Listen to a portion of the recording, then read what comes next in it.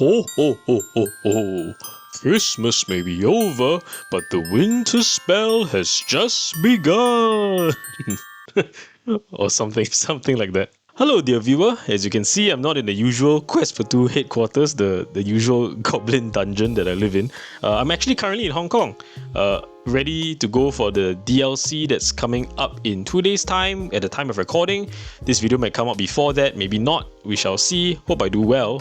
Hope I win that golden Mickey. Point of this video is to talk about the new Winterspell spoilers that have come out. I think most of the sets have been spoiled at this point, all of the legendaries. So I think it's at a pretty good point where we can discuss a lot of the cards. And, you know, there are some that I'm excited to talk about. So we're going to go into them here. One caveat before we proceed any further, it would be that I am talking about the cards through the lens of competitive play, primarily core constructed competitive play. So if I slag off your favorite card or favorite character, please don't be upset. I just like to look at things through a more competitive lens, as it were, which is also kind of the point of this channel. So this is Quest for 2's first spoiler season for a new set. I'm very excited. So without further aplomb, let's get into it. Quest for 2's most favorite cards from Winterspell that have been spoiled so far.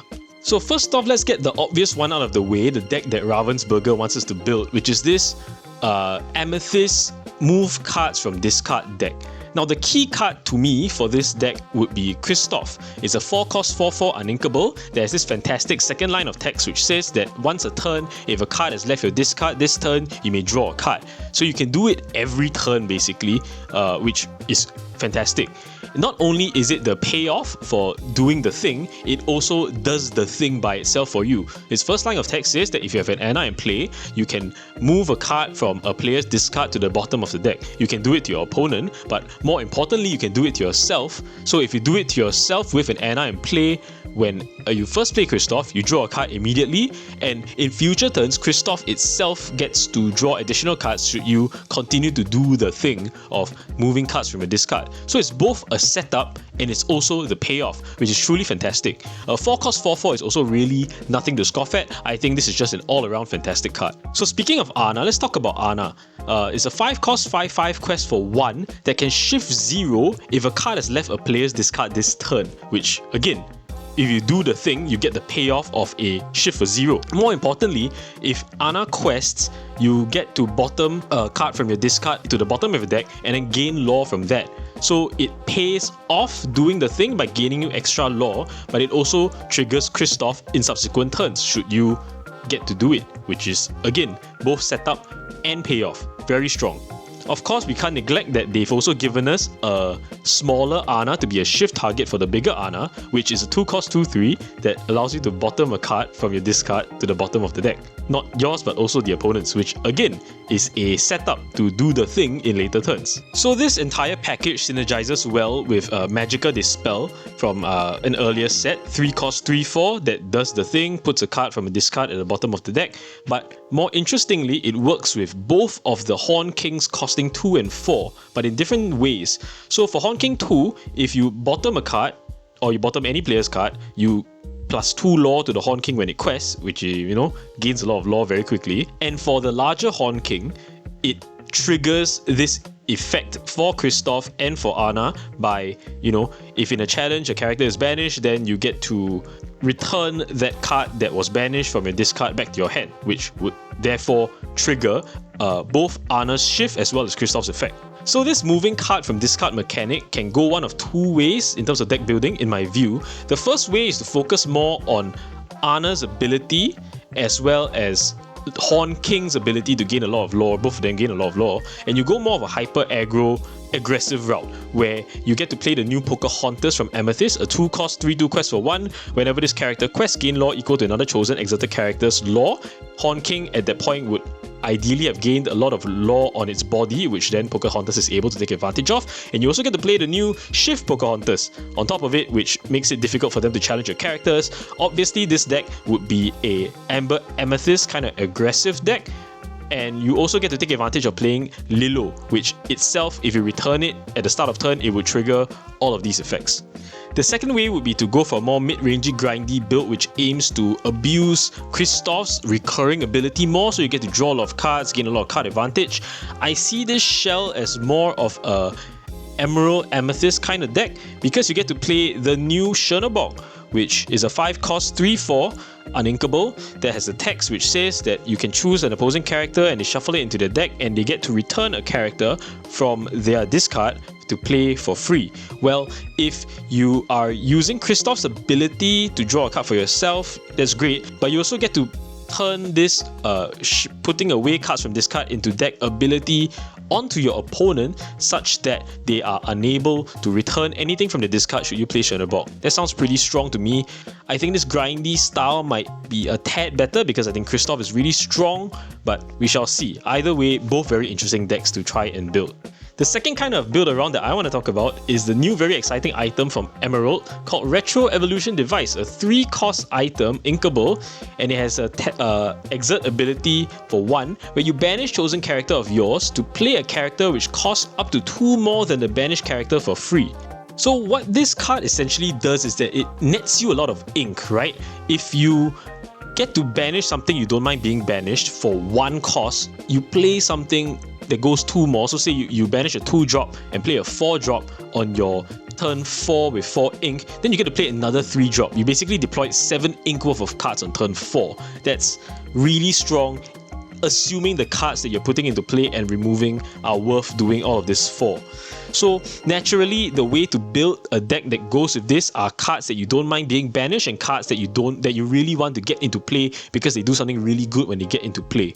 Essentially, the value from the cards that you are banishing or putting into play at like the 2, 3, 4 spot on curve can't generally be cards where the value is in the body of the card. It has to be in its come in play or leaving play effect. The logical route to go with this card is Emerald Amethyst. You get to play with Diablo and Cusco, which you don't mind banishing. Maybe Elsa as well because it draws a card when it comes into play. It's a small body, you banish it to put in a 5-drop.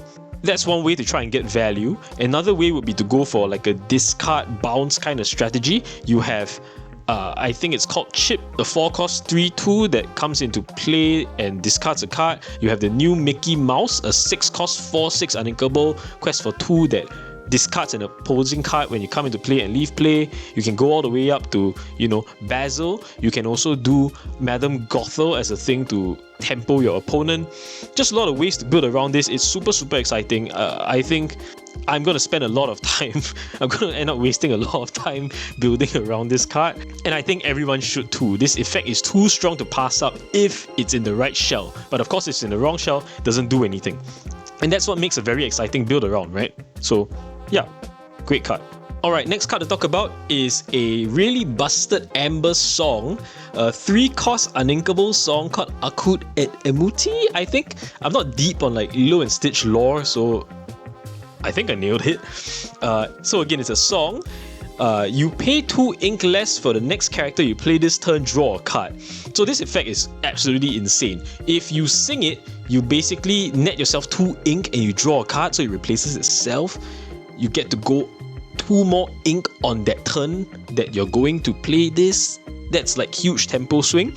Even if you don't get to sing it and you just hard cast it, you basically pay 1 ink to draw a card and then 2 of the 3 ink you are spending on a character anyway. So the worst case scenario is also decent at least. This obviously goes into decks that get to sing, and obviously the contender that we're talking about here is Angel, a new card. 2-cost 2/2 Singer 3, but it has the new underdog text which says that if it's the first turn of the game and you went second, you get to play it for 1 ink on turn 1. So if you play Angel on turn 1, obviously you sing this song on turn 2, then you get to play a 4-drop on turn 2. That's awesome. Even if you're not on the draw and you're on the play, you play the guy on turn 2. On turn 3, if your Angel lives, you get to play a 5-drop. Still awesome. I think this card's really, really good. I think it enables a lot of mid-range Amber decks, so it's not going to be all aggro from here on out. Logical places to see this in is in some kind of mid-range Steel Song deck.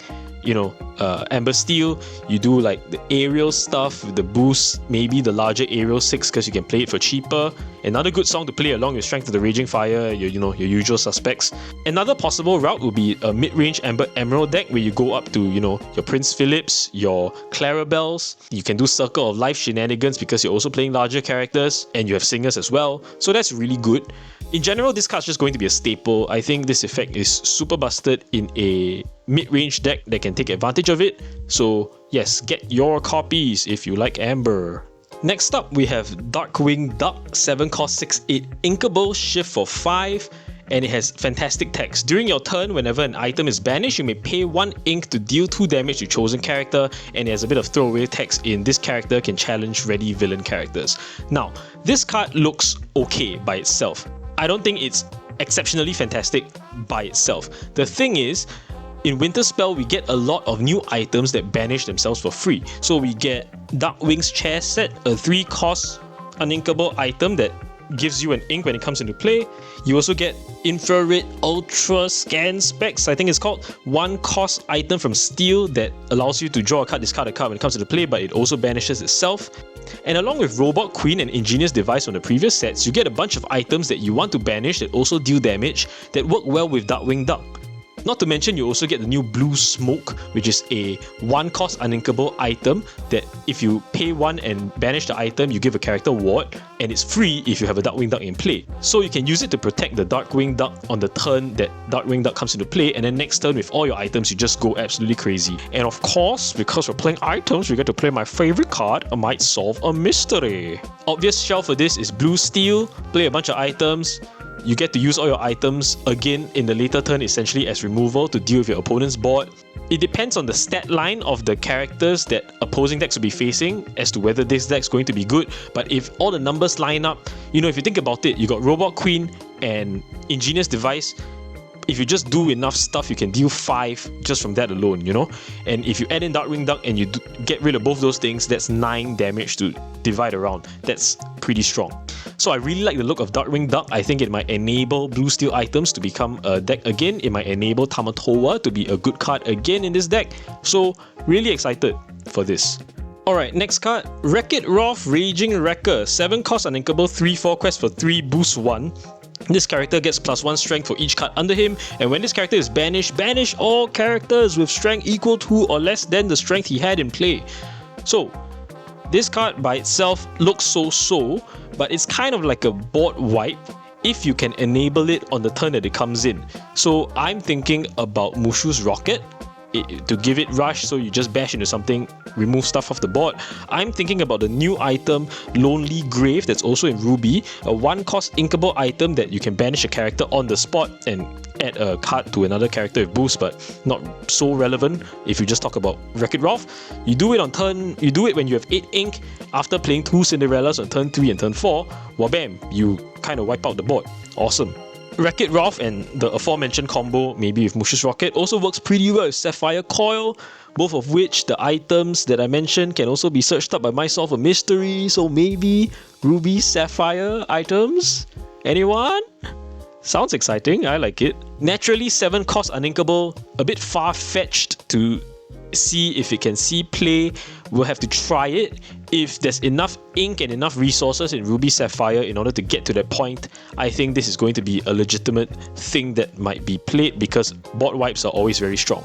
And even if it's a 2 item board wipe, still pretty decent, worth exploring. Last card I want to spend a long time talking about is the most exciting card for a lot of people. It's an 8 cost Amber action uninkable, Raging Storm. Banish all characters. What up? Be prepared. What have they done to my boy? So we know from previous play in earlier sets that this effect's very good. It costs 1 more now, which is bad, of course, but still decent effect.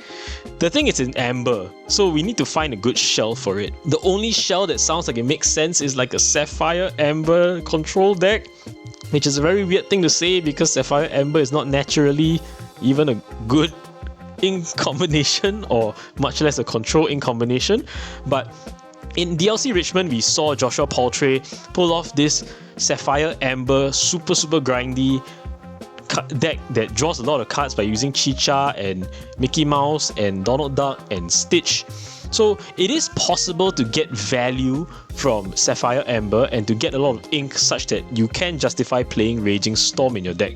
Now, you're probably going to die to any aggressive deck because Sapphire Amber just doesn't have the tools to handle aggro, and I don't think Raging Storm is going to help you against aggro because it's just way too expensive. The thing also with board wipes is that once you play it, because it's not a song, you can't sing it, you basically pass the turn because it costs 8 ink. Then your opponent starts to deploy stuff. So it's this weird push-pull where you need to have enough resources in your hand to build back a board after your opponent starts rebuilding his board first. So that's something to keep in mind playing this card. You need to have a lot of card advantage to play this card in your deck.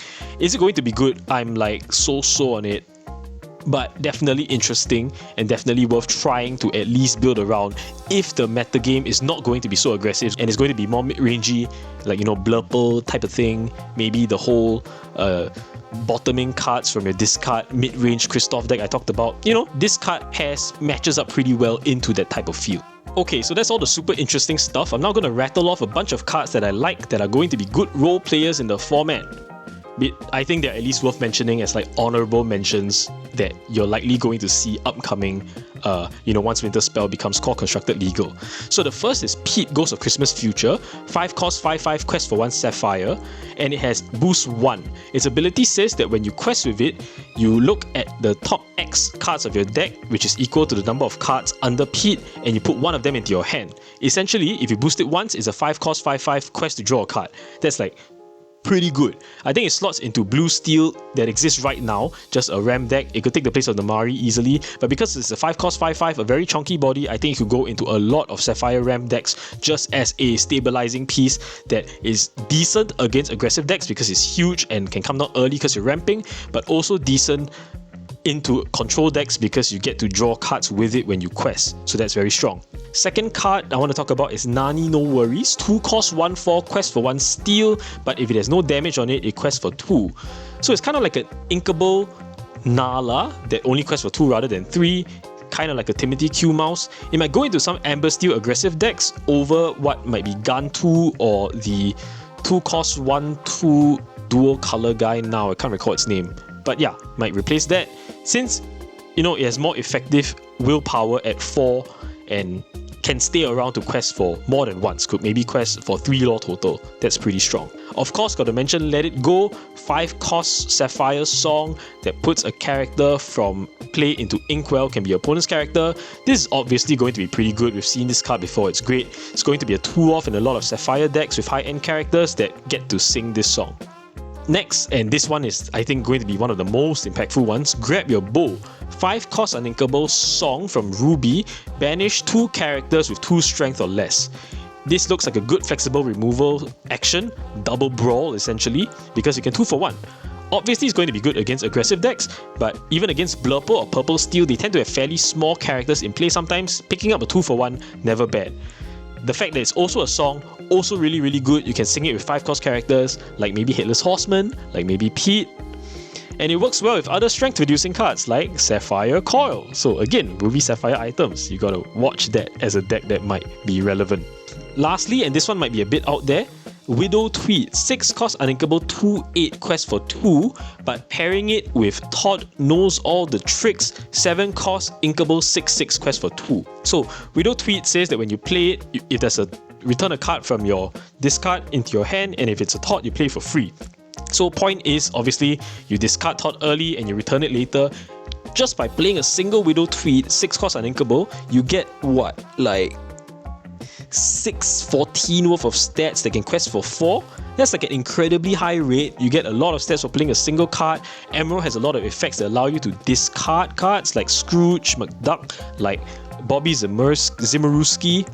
Sorry, gonna say that properly. Bobby Zimmerowski. I always say it wrong. And of course, if you're playing Amber Emerald, you're gonna get Tramp, which against discards cards very easily. So again, possibly like a mid-range Amber Emerald deck that gets to play Widow Tweed. I think you get a lot of stats for very cheap, might be worth exploring. So there you have it. That's all the cards that really excite me so far as of hang on, what's the date? 30th January 2026. We might get more spoilers that are also more exciting.